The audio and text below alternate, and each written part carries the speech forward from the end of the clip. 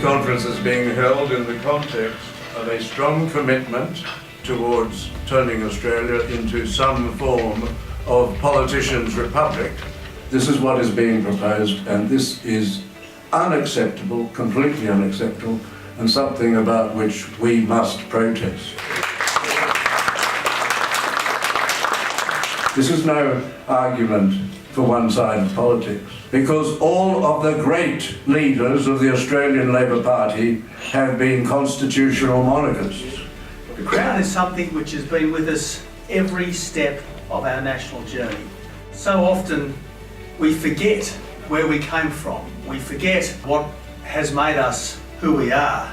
The Crown has been with us in all the ups and downs of our national life, and it's rested lightly on our heads, and long may it continue. Our water crisis is man-made through poor management, self-interested politics, ignorance and indifference.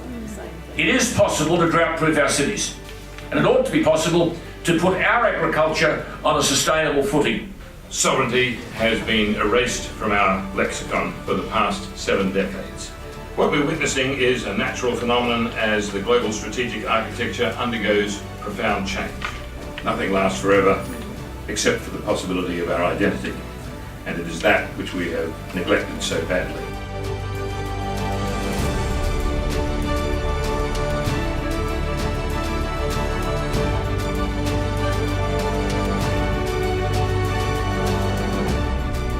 My question is, how do we get people under the age of 25 to have that connection that children had in 1954 when the Queen first came, or 1963 when the Queen came again? In answer to your question, how do we get them to realise that monarchy is important? It's because it's part of our history, it's who we are. It's like forgetting your father, your grandfather, your grandmother, your great-grandmother, those black and white grainy photographs. If you forget who you are and where you come from, you have no idea who you are and where you're going. I have to ask, is investing in our education system worth doing at all? I think it's absolutely essential that children should be taught and have celebrations, with assembly and running the flag up and all that sort of patriotism stuff. Every society that's ever had an education system has done that with their young people, to teach them to be loyal to their own country, to teach them to be patriotic.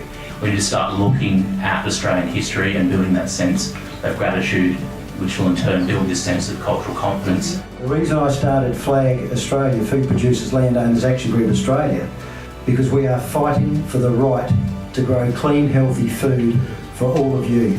We have a look at the massive drought that's just happened, the 100-year drought, and it is absolutely devastating. But they'll get through that, and believe me, there's an old saying, the longer the drought, the bigger the wet, and when it rains, it's going to rain. Well, finally, none of this will succeed while ever we persist in crocodile tears about how we are a dry continent. We're anything but. Plenty of water. We just lack the guts to harvest it, recycle it, take it from where it is to where it's needed.